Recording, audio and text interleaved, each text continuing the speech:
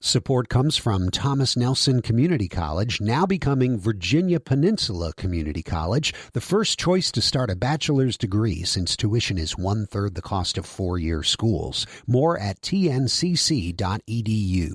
Support comes from Hampton Roads Community Foundation, carrying out your charitable wishes forever. Whether it's helping shelter animals, feeding the homeless, enhancing the arts, or supporting students. Learn more at leaveabequest.org.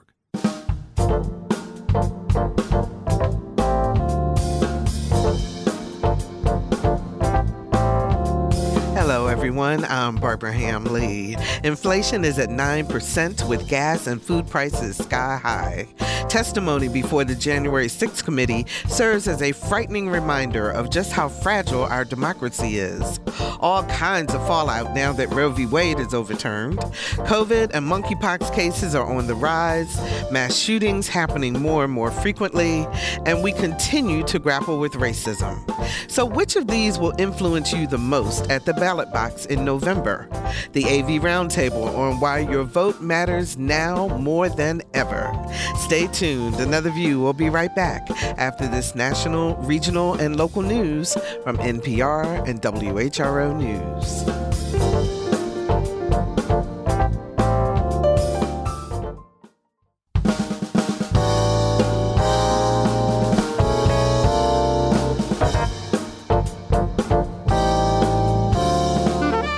Discussing today's topics from an African-American perspective, this is Another View. Good afternoon, everyone, and welcome to Another View. I'm Barbara Hamley. Before we get to our roundtable today, I've got 4 things I need to tell you about that are happening in the community because I want you to be informed, especially if you're looking for a job. Okay, the Rivers Casino Portsmouth, they're holding a job fair. It is this Saturday, July 23rd from 10 until 7 p.m. at the Holiday Inn Virginia Beach, Norfolk Hotel and Conference Center. That's on Greenwich Road in Virginia Beach, and they have departments from accounting and finance all the way through table games and wardrobe. So everything in between. So if you're looking for a job, go there, show up, and that's Saturday, July 23rd from 10 a.m. to 7 p.m. Also, if you are looking for employment, there is Huntersville Community Center and the Norfolk Nighthawks are holding Enrichment Saturday. This is a conversation with the Hampton Roads Workforce Council and the Garden of Hope Church, and they are both talking about a 2-hour discussion that is free and open to the public to talk about employment opportunities that are available, particularly in the city of Norfolk. So that is going to be held at Gethsemane Church, if my eyes tell me here correctly. At the Huntersville Community Center. So on Goff Street. So that is Saturday, July 23rd. It is from noon until 2:30 p.m. on this coming Saturday. So 2 opportunities for employment there.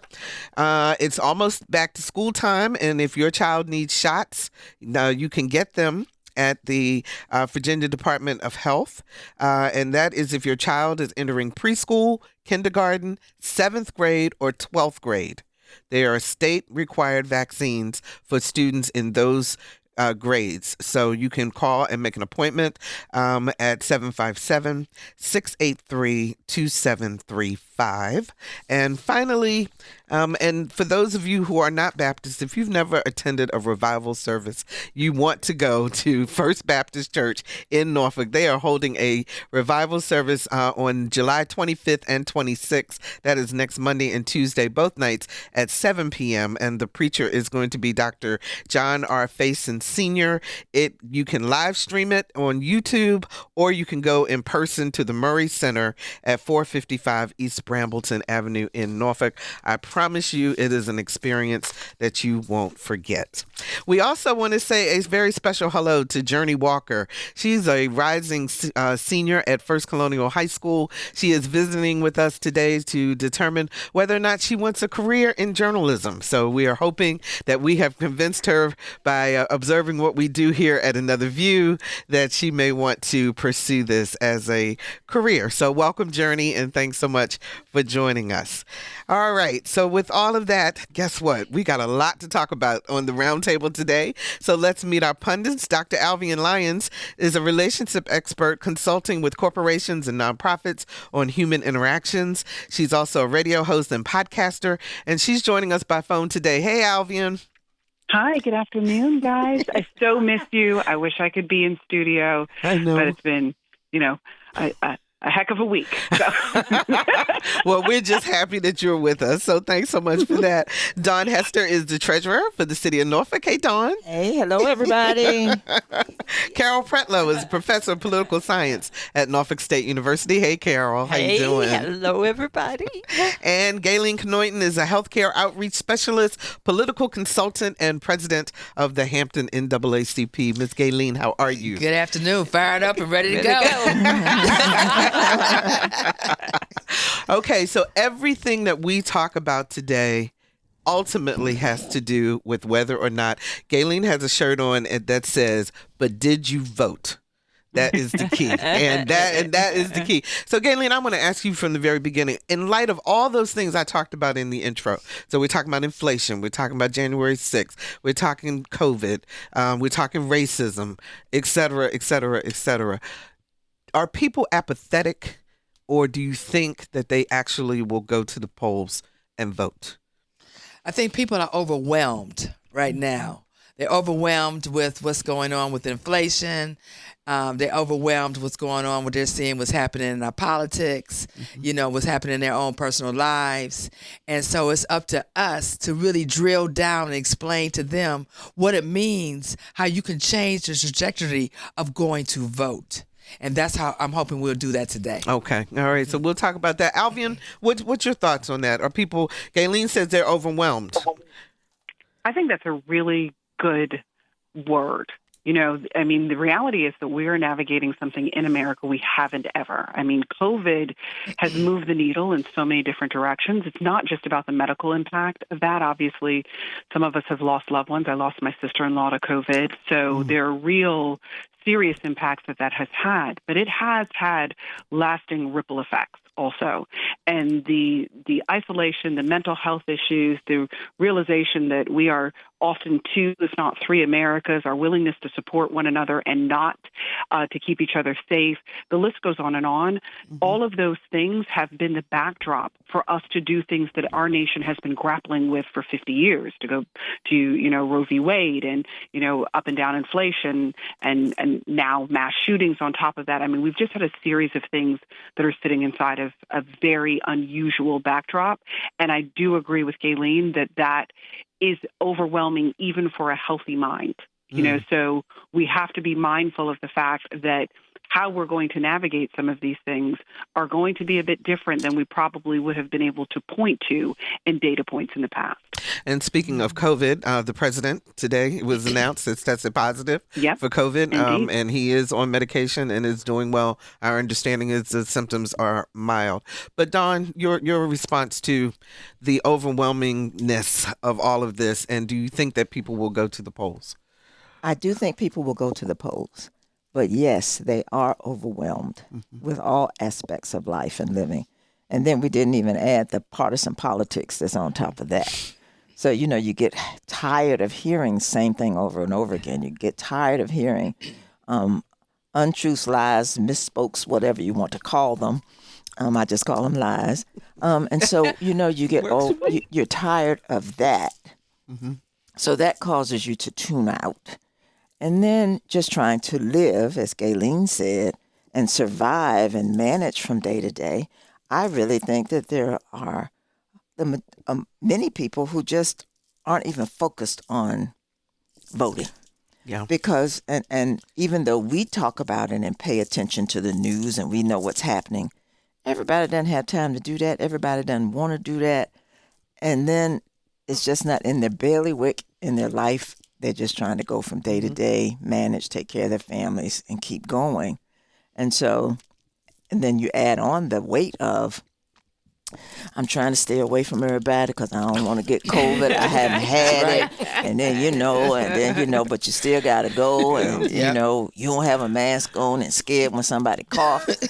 All that is a lot for your body, mentally, physically, spiritually. Mm-hmm. And so we do have a lot of work to do because people have to vote.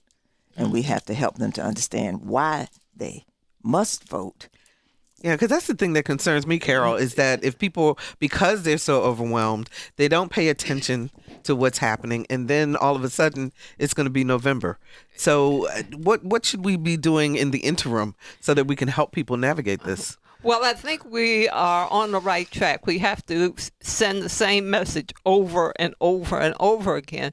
But in the past, we kind of separated things out and let educators do their thing and medical people did their thing, and it was separate. Now it's all joined. When you go to the doctor, be aware that she is operating under the guidelines established by the state and the nation, and that your health is going to affect everybody down the line. And it's the same way with education. Mm-hmm. But the problem is that, like you said, people get so they won't listen.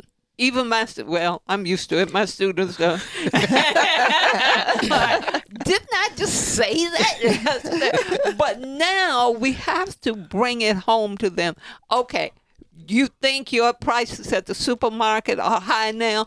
Don't vote and wait and see what happens 2 months from now. You think you are frustrated about education, and I think one time when we met, we were critical race theory. Okay.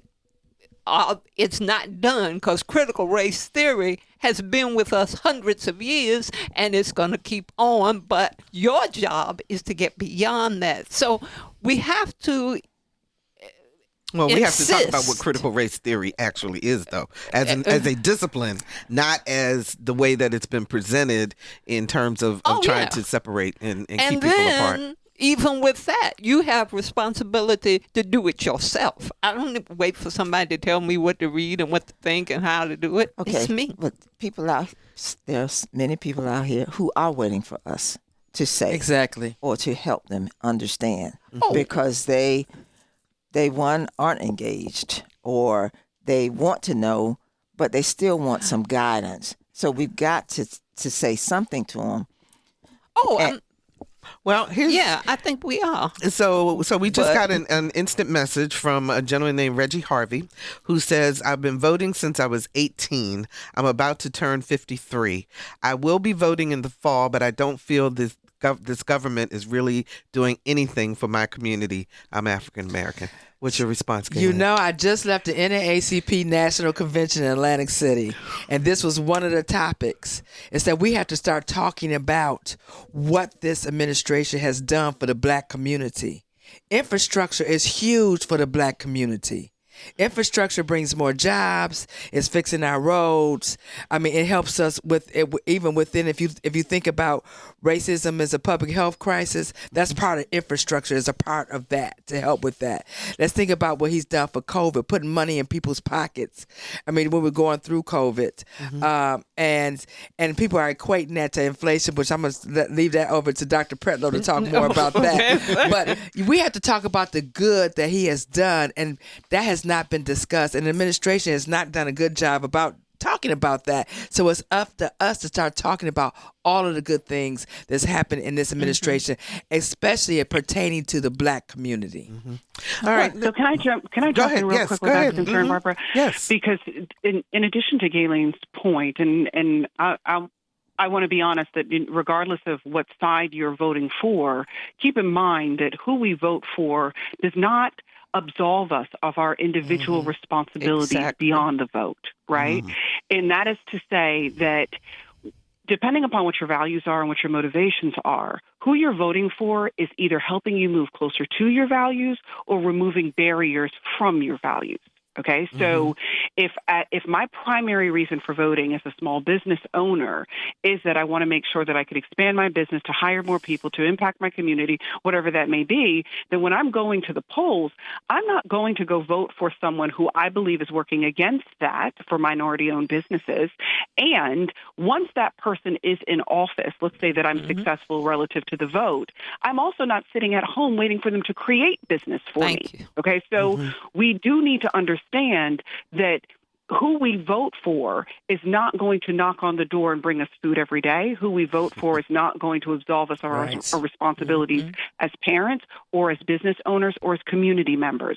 What they are doing is working towards our values or moving barriers out of the way of our values. We are still responsible as Americans for moving in the direction, doing the necessary action in order to see the manifestation of the things that we want once the barrier is removed. So let me ask you ladies about this. There's according to the latest NPR PBS NewsHour Marist poll, a majority of Americans are paying attention to the January 6th hearings and blame President Trump, former President Trump, for what happened, but don't think he will be prosecuted. Now, according to the poll, the majority of independents, 55%, and 4 and 5 Democrats are paying some attention to the hearings, but less than half of Republicans, only 44%, are paying attention.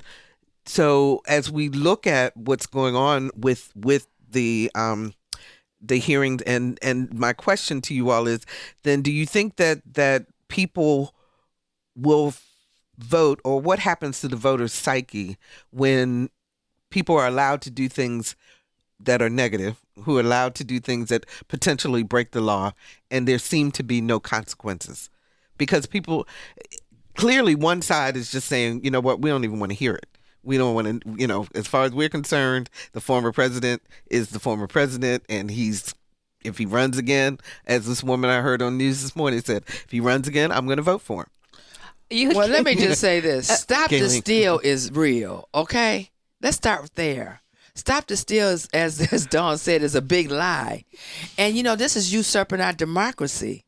And if we didn't have the leaders in office that brought this to the forefront, Republican and Democrat, because I got some respect for Elizabeth Cheney now. I'm going to tell you, I'm thinking about getting on the bus maybe to go out there and help her, But I'm going to tell you something, is that if they didn't bring this to light, this never would have brought to light. Benny Thompson and Elizabeth Cheney reminds me of the game show host. But wait, there's more. And so, this, we may not see it now, but you will see the repercussions from these hearings go down in history books for us not to repeat this again. So the impact of his followers, the Trump followers, is not going to, they're still going to vote for him and not paying attention to this. There are people paying attention to what's going on. We just have to amplify it. But this is some serious information, and more is still coming. So I don't think that this is going to be a barrier in the way of people saying, well, I'm just not going to be blindsided. I'm going to be blindsided to this. I think people are really, especially our young people, they are paying attention. And do you think, Dawn, that they will subsequently come out and vote, though? Because think about it. When President Trump got into office the first time, everybody kept saying, "Oh, it's a shoo-in. The Democratic candidate will get in. Not a problem." And then you had white suburban women voting for Trump, and he won. So again, if they're not paying attention, and we're hearing the words that others say they are paying attention, but do you think that will change what is happening in those hearings, will help people to make a different decision? Yes, I do. Okay. And I'm glad that the committee is doing this diligent work, because there will be more legislation even that will come out of it to protect our voting process and rights that we have. So that's going to come out of it. Will it get passed is the key. Yes. And getting things passed, going back to our great relationship leader on this call, means that we have to help people understand. You have to vote for people who think like you, believe the way you do, have the same values that you do, have a proposal to try to do something. Mm-hmm. And then you've got to have that majority. All right? So in the Senate, which is where I'm the most concerned, in Virginia, we have to keep the 3 senators that we have. We cannot afford to lose one. And then in the other states, we've got to keep and get some more. Mm-hmm. So we're at 11 or 12 in that margin so that we can get bills passed. So that, as the gentleman that sent us the message, you can then begin to get and see things being done. Mm-hmm. Because, the infrastructure bill, yes, it passed. And yes, across this country, we have more people that are working because those jobs are there. You talking about narrowing it down even to your local community, you have to do the same thing. We have city council elections that are going to be on the ballot in November. We've got our state elections in here in November. We got our congressional people. So who you vote for makes a difference. But then there has to be that margin. Mm-hmm. Remember when we were under Democratic governor, there were a lot of things that were passed that benefited not only the African-American community, but Virginians as a whole. Mm-hmm. And so when you have people in office who have the ability, because they have the number, I'm going to say power, even though I don't like using the word, but they have the majority, then they're able to put those processes and policies in place that protect us. Mm-hmm. Right now at the federal level, we don't have that. Mm-hmm. And that's why we see stuff passing in the House, but it doesn't get anywhere in the Senate. Yeah. So we've got to maintain the House and get the Senate with some larger margin.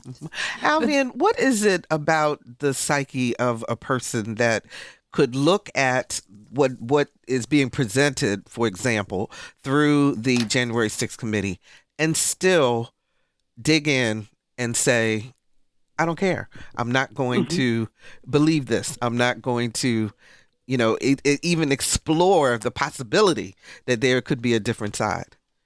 Well, let's be honest. Let's take it away from it being politics. Mm-hmm. What is it in a human psyche that can see the lipstick on a man's shirt and say he's not cheating?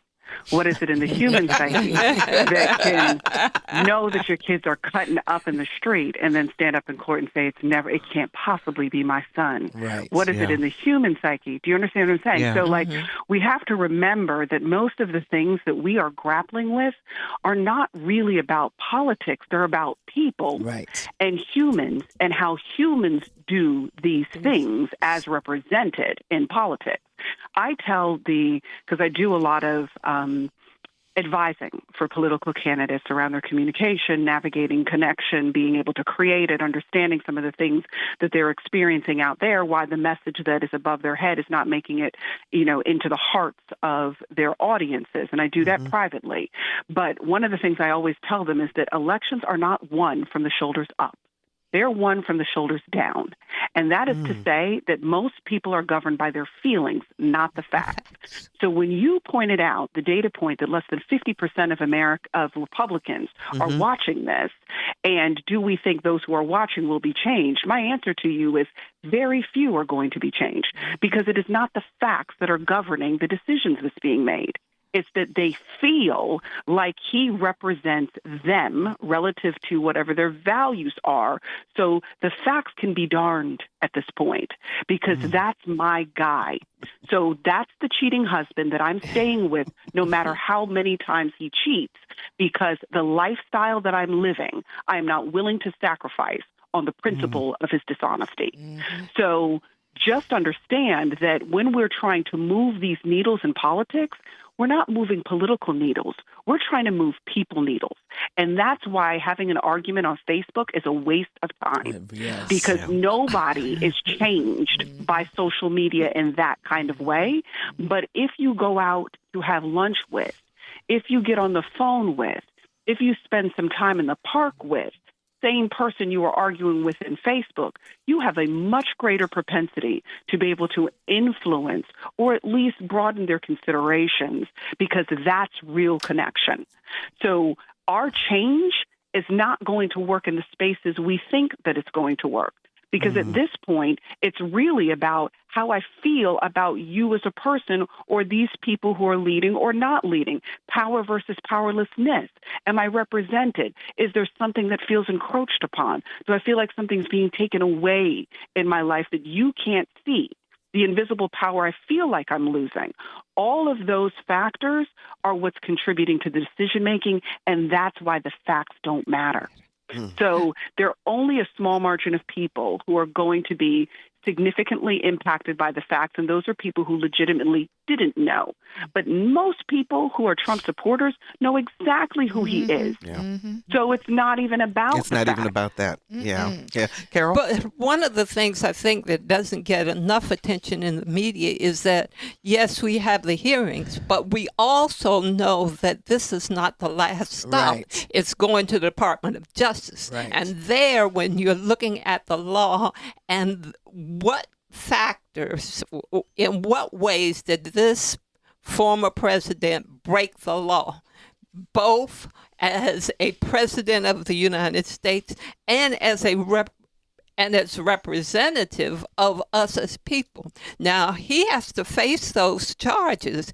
And as the Attorney General Garland said, well, they will if they get to that Justice Department, because you're looking at the facts of what specifically did he do, how did this violate the law, how did it violate his responsibilities as president, and as Attorney General Garland said on yesterday, no person is above the law. So even if he's not charged as president per se, he still has a responsibility to represent us as a people.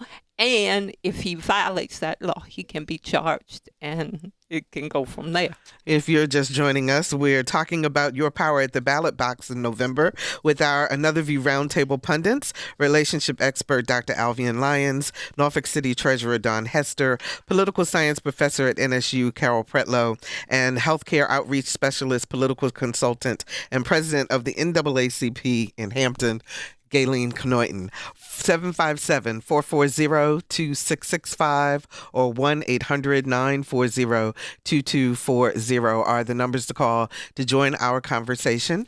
And Gaylene, well, Dawn, let me ask you this, because you are co-chair of Black Women for Positive Change. So that's an international organization. And you're talking about trying to eliminate violence in community, uplift the middle class, and so forth.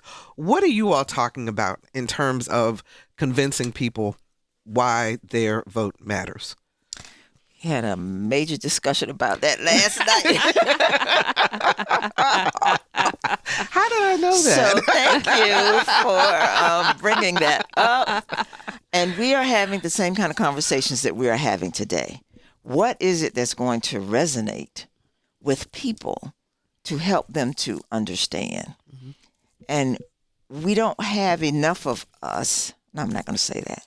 There are many of us who want to have conversations with anybody who will listen as it relates to the voting portion.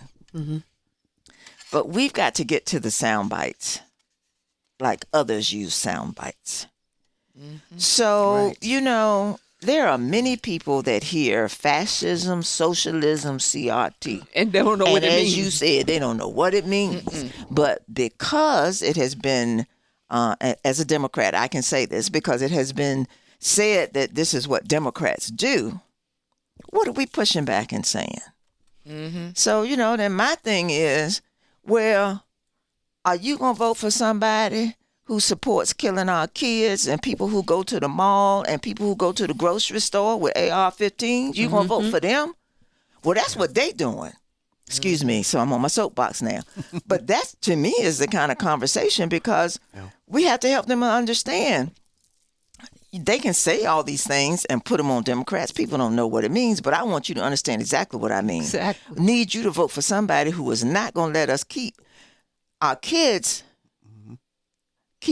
from being safe when they go to school. Mm-hmm. Keep us from being safe when we go shopping. Mm-hmm. We're all afraid. I mean, right down the street from me in the neighborhood that I've been in for 62 years, there was a shooting at a house. And I heard it. I'm like, oh my God. At first I thought it was firecrackers, but y'all, I got up and the forensics team was out there. Oh, wow. Thank God nobody was hurt. They were shooting up at the house. And I had to say, whatever brought this on, y'all need to take it away. Because we don't have this out here. And so to the owner, we said that. Whatever it is, you got to take it out of here. So, but that's the community piece that our relationship manager was talking about. It goes back to, we still have to do our part, but we have to have those messages that are honest messages, because we have people who are in elected office who aren't saying anything about these AR-15s that don't need to be on the street. I think you need to make it very clear that people don't need to be buying those. And I'm going to get off the soapbox, but we have to be clear. A woman's health. I can't go to the doctor. Do you know how many women, especially black women, have miscarriages? And they're still trying to have babies. And now with this ruling and things that we've been hearing in the news, that if I start bleeding and I'm trying to have a baby and I go, I don't know if I'm losing the baby or not, but the doctor has to ask the lawyer at the hospital whether or not they can treat me. Yeah. That is not right. Okay, y'all, that's what's happening. So you need to vote for people who believe that a woman and a doctor are smart enough to make decisions for their bodies. That's a fact.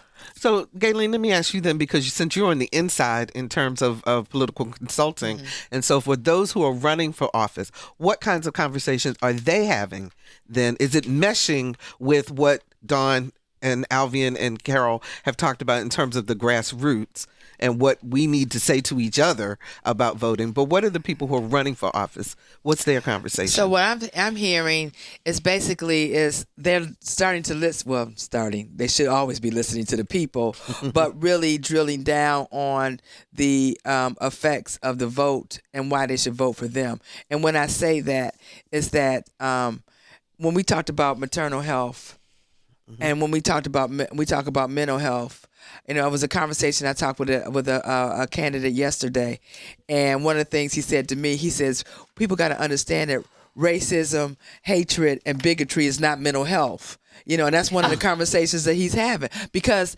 people are using it as that's being mental health, that they have that.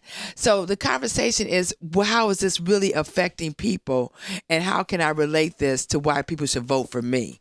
And so that's what the conversations, and how can we turn that around, as you said, with guns, or as we talk about, like I said, again, with maternal health. I had a conversation with another woman last night, and she was like, well, 15 weeks is okay for Governor Youngkin to say after 15 weeks, then, we should be able to, you can't have an abortion after 15 weeks. And I had to explain to her that if you open one door, you're going to start opening the other doors. And that's another conversation that I had with an elected official yesterday, too. That's the conversation. So the conversations they're having is how these issues are affecting people and how they're going to turn it around for them to be able to vote for them and why they should vote for them. And are they talking also about once they take a position that they actually stick to that position once they get in office? Let me tell you something. The whole conversation was about accountability, because we're coming for you. We're coming for you. If you don't say what you're going to do, we're coming for you. 757-440-2665 or 1-800-940-2240. Jay joins us from Chesapeake. Hi, Jay. You're on the air. Hey, young lady. Thanks for having me on today, and thank you for your program. I appreciate it. And hello to all your panel members. I just have a brief comment I'd like to make. I was listening to one of the panel members that spoke of decisions being made from the neck down instead of the head up. Is that correct? Yes. Well, I want everybody to think about this.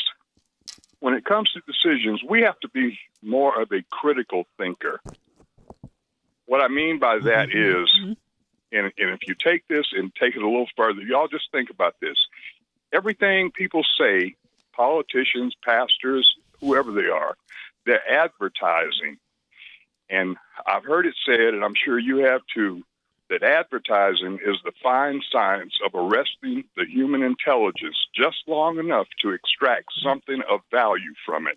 I'll hang up and take your comments off the air. Thank you. Okay, thank you. Alvean? Well, that was that's a very interesting, I had not heard that phraseology before, just, in terms of, arresting the consciousness in that kind of way or the psyche for just a period of time. But I would love to say, in a perfect world, I think that we could all agree that we would have very different leadership if we made our decisions based on critical thinking. Okay. Like if we were actually thinking about who it was that we were voting for, our decisions would be totally policy-based. We would recognize that this is moving us in this direction. This policy represents this. This is how it would impact us. And it really wouldn't be about personalities and do I like you, not like you. But let's be honest. One of the things that we heard about George Bush is he's the guy we wanted to have a beer with. And that's why some people voted for him. The reason people said they didn't vote for Hillary Clinton is because who would want to have a beer with her? Turns out some people say she's really lovely. I don't know her personally. Some people say she has a wickedly wonderful sense of humor, but that people couldn't feel that in the way that she presents publicly. Elizabeth Warren. She did her little beer advertisement trying to suggest that I'm cool enough that you might want to have a beer with me too. She lost also. We could go down the list in terms of how we have voted for whom. And I think that it's safe to agree that we were not making those decisions based on their capabilities. We were not making those decisions based on their competencies. We were making those decisions based on our ability to connect with that individual. And that's what I mean when I say that the elections are not won from the shoulders up. They're won from the shoulders down. People are governed by their feelings. Now, it is true that if you sow a thought, you reap a feeling. You sow a feeling, you reap an action. You sow action, you reap a habit. You sow habit, you've got the identity. And it all begins with a thought. That is true. But how quickly thoughts go to feelings and how big that F is in the decision, no pun intended, in the decisions that we make, okay? So we have to understand that more often than not, what is winning or losing the battle is how well is the message connecting with the individuals that are listening. Do you know your audience well enough? Have you come out of those ivory towers well enough to speak the language of the people you need to vote for you? And if you are stuck in the way that you think about it rather than the way they're going to feel about it, you will be brilliant and unelected. So we've got to make sure that we are focusing on human connection because that is what governs almost everything we do in our life, good or bad. Daun? Alvean, you have to send that to me so I can use it because the connections, I just like that. As an elected, it is, in my opinion, based on me, the human touch. People get to know you. Then they start to believe in you. Then they begin to trust that you're going to do what you say, that you're going to share your knowledge with them and help make a difference in their lives. That is why I think I have been elected like I have. It's not like I haven't had challenges. And remember, first 2 times around, I lost. However, as I continued, stay on track. People got to know me.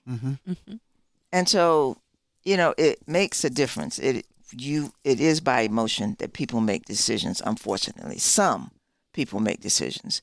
There are many of us that are critical thinkers because there were some people that we might not vote for based on their personality, but based on their views and what they say they're going to do and that they want to do, then we select them. But, most people is because of how they feel about the person that's sending the message, giving the message. And I just think that's important. But it is a part of advertising. One at a time. Go ahead, Gaylene. But everything always starts from experiences. It's what prompts a person is what they have experienced in life. If you think about how legislation is written, it comes from experiences, and so when you talk about the human touch, that's exactly right. But what's going to prompt me or someone, when you talk to someone about voting, it's got to be about their experience and what they have, what they have been through that will prompt them to come and support a candidate or support legislation or whatever. Everything starts from the ground floor. Well, yeah, and I agree, but ages that I deal with, a lot of them haven't had experiences, and they are thinking it through what their parents experienced, exactly. and that works. But it works better if they get to know or see the candidates who are supposed to represent, who are down to earth and talk. And I said that is why when we were looking at Hillary Clinton and the campaign against Trump, Hillary came to campus, but she was remote. I mean, they didn't feel about her like they had about Bill when he came and got in the audience and talked about your shoes and your nice earrings like those. Now that might not have anything to do with the issue themselves, but for the students that made them more relatable. But so we're talking about the people who are running, but what about those who strictly run because they want the power? I mean, because that's where this whole thing with the abortion, the overturning of Roe v. Wade, for example, I see that. That's about men primarily having power, right? Okay, primarily, because it's other people too. Power. Black people like power too. Hispanics like power too. But as a voter, I'm looking for the mass that can get the legislation passed as a voter. But most people don't think that way. I think that way because I've been there. Most people just think, is this person going to do what they say? As an individual, as opposed to as a reason for me to come out to vote for you. You have to connect with your commercial, with your TikTok, with your whatever it is you're going to do. You have to connect where the person is based on their experiences. The gentleman that he messaged you today, he's like, well, what is that doing for the black community? Because in the black community, for many of us, we feel that things have not gotten better. But as one of these black people in the community, I know my life has gotten better over time. Okay? So, but there are still so many who have not.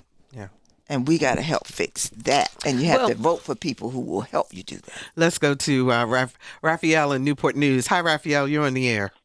Yes, thanks for having me on the air. I was thinking, and this might be dating myself, when I was a teenager back in New York, there was a thing called Operation Restoration. And as a teenager, they would say to us, if you are upset about the dirt in the streets, where's your broom? I like that. And things like that. I think that, and maybe we are not doing as good a job as we should to tell the people of the community, the kids, whatever. And this is their community. This is where you are. And the only way it's going to change is if you get in there. Not just pick up your broom and clean the streets, but whoever you voted for, get involved with the community meeting, get involved with the council meeting, get involved with something. If you're not active, then everything's going to be passed away. Okay, thank you, Raphael, for the call. Go ahead, Gaylene. And he's exactly right. And at a panel yesterday, I actually brought this up. We have to get people involved in coming. Not everyone know to go to city council meeting. Not everyone know to go to school board meeting. I have a lot of mothers that call me up and have issues with their children in school. And I said, let's go to school board meeting so you can speak up and tell your story. Once you get people engaged and going to these meetings to bring up their issues, then they start getting on that bicycle. And understanding why they're champion for an issue and why you need to get out and vote and who you need to research and all of that. You got it. It's not only to go and vote and mobilize. It's about getting involved in the process of issues, whether it's on a local level, state level, or even on a federal level, especially getting involved in legislation. A legislator will tell you anytime, subcommittee meetings is very important to show up and speak before the legislation even hit the floor. Do you think that that's part of the problem is that people don't understand beyond pulling the lever what it means in terms of what that means? What it takes to get the bill passed. Yeah. Exactly. Most people do not understand that process. But it starts with who you elect. Okay, so we have to go back to that. Who you elect to get into the office that's going to work to make help the legislation pass write the legislation. Mm-hmm. That is a big part of it. Mm-hmm. And I think that's why people are frustrated at what we see at the federal level when things don't come out the way we want it to. It comes out the House, doesn't get out the Senate. Rules are different. If you don't understand the rules, how are you going to play the game? At City Council, when I first got on, the men used to say to me, I was the only woman, the men used to say to me, we make the rules.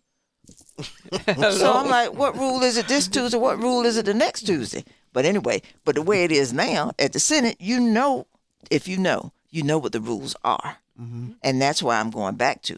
You got to get that at least 12 above Democrats, in order to get some things passed that you believe in. I do think that young people are more engaged when it comes to the climate issues. Yes. Mm-hmm. And that Criminal is justice. going to, and that is going to galvanize them. This Roe situation, some people, when you say Roe, they don't even know what that is either. Yeah. Because that hadn't been a part of their life, hadn't been a part of our conversation, because the ability to get an abortion for the past 50 years has been accessible to us. So they don't know what the legislation was, but you have to say, you can't get an abortion if you need one. Mm-hmm. So do you want your friend to have a vasectomy so you don't have to worry about getting pregnant, because you might not be able to get into birth control? That's where we are today. So you're saying we need to break it down to the brass tacks of what is going on. Speaking a language they understand. A language they understand, and the rules of the game so they understand. Because I have a number of students that when you take about the Supreme Court, they think, oh, that's nice. It's nice. They don't know how the court operates, how they are appointed, and what roles dissent and majority opinions play, and how each state is operating under a system and what the rules of the state are. And so understanding necessitates understanding how the game is played. Because you've been there, you sitting in a situation where you're dealing with Democrats and Republicans. How am I going to get this legislation passed? How do I compromise? What do I negotiate? And that's, I think, a failure of the educational system to a large extent. Exactly. We teach memorization. Yes. Oh, yeah, we know how many senators are, how many congressmen are. But we don't talk to them about the practice itself. Okay, let's look at how many Republicans are in the House and in the Senate, and let's see what the boundaries are. So, Alvean, what can we do as individuals? What do you think we all collectively need to do in order to help people to understand the system beyond, so why their vote is critical first and foremost, and then beyond that, the piece Gaylene was talking about, which was the getting involved on a daily basis or on a regular basis, I'll say. Well, I believe in the good book, right? And so it does say in that book, that in all thy getting, get understanding. That's right. So it is important that you understand why. It's the difference between spanking your kid just because he or she did something wrong and helping them to understand why they shouldn't do what it is that they're doing. Because if you're only disciplining someone, and that's the only reason that they're not doing it, then at the minute they're no longer afraid, they will go back to what it is that they were doing, right? But if they have understanding, whether or not there's discipline or consequence immediately following said action, they will still make the appropriate decision because they understand the consequences of doing or not doing whatever that is. So fundamentally, we need to have understanding. And I say that first because the next thing I was going to say is that we need to also be having conversations. And conversations that are not on Facebook, not on Instagram, and not part of our promos on TikTok, okay? And those conversations, and the reason why I want you to get understanding first is because what I don't want you to do is spread misinformation, okay? Because the thing is that for people who we default as humans towards the path of least resistance, the other way to say that is we're naturally lazy. Okay, most of us are lazy. So we look to the friend, let's be honest. We look to the friend who knows more than we know, and we trust his, her, or their opinion. right? And so if you're having conversation with people who are misinformed and you're acting out of their misinformation, we are just expanding the nonsense and the foolishness. The goal, however, is to make sure that we are doing our part to understand the system, to understand legislation, to understand policy, to understand why your local elections are even more important than your national elections, to understand why you need to get involved at organizational levels, to understand why the community matters, that just because it's not your kid today doesn't mean it won't be your kid tomorrow. Like to understand that we are our brother's keeper and that it's not an us against them, it's a we.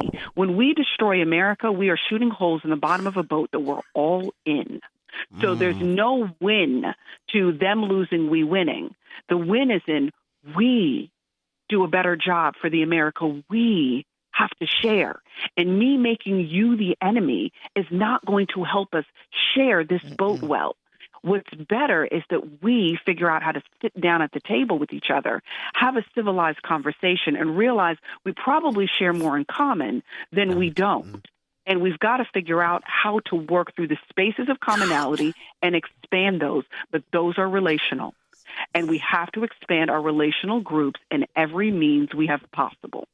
So going back to something that Daun said in terms of trust, is what allows for us to invest in, these candidates, to support and believe in what they're going to do. Trust is not possible without vulnerability, and we don't get vulnerable with people that we don't trust.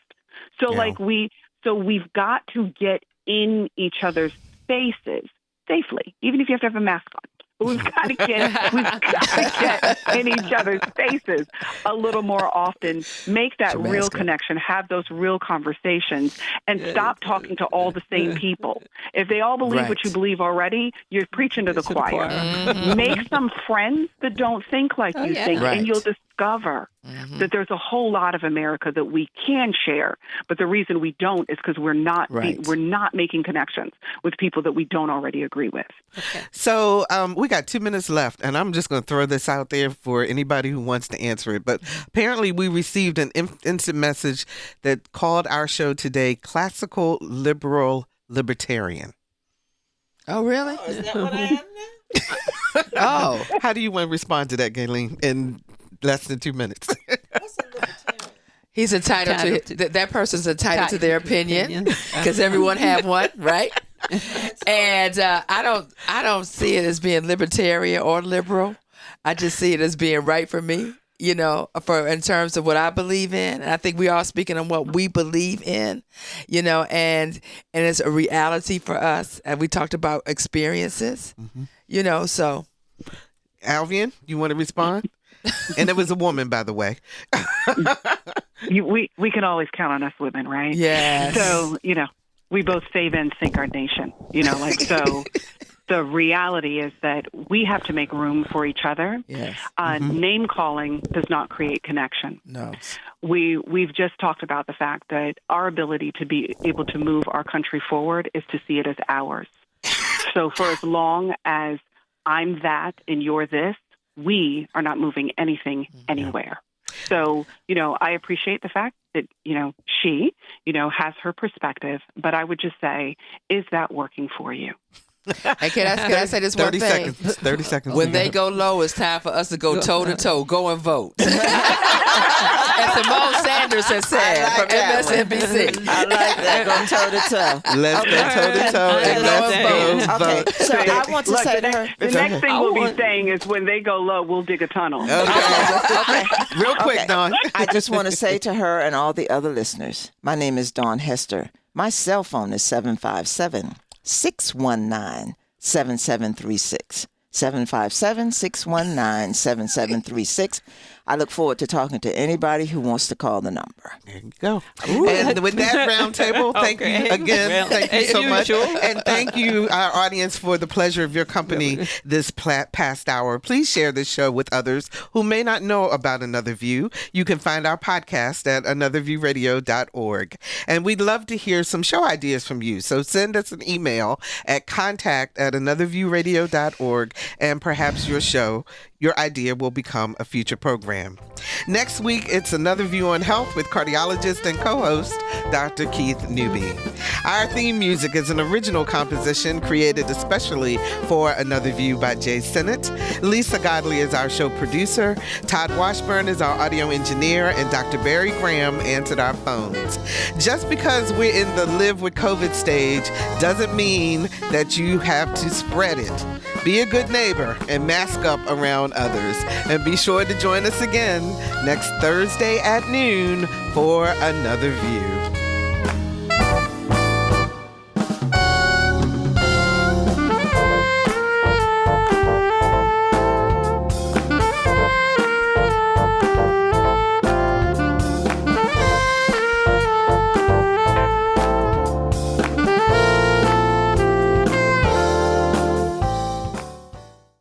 Support comes from Thomas Nelson Community College, now becoming Virginia Peninsula Community College, the first choice, whether starting your bachelor's degree or advancing your career.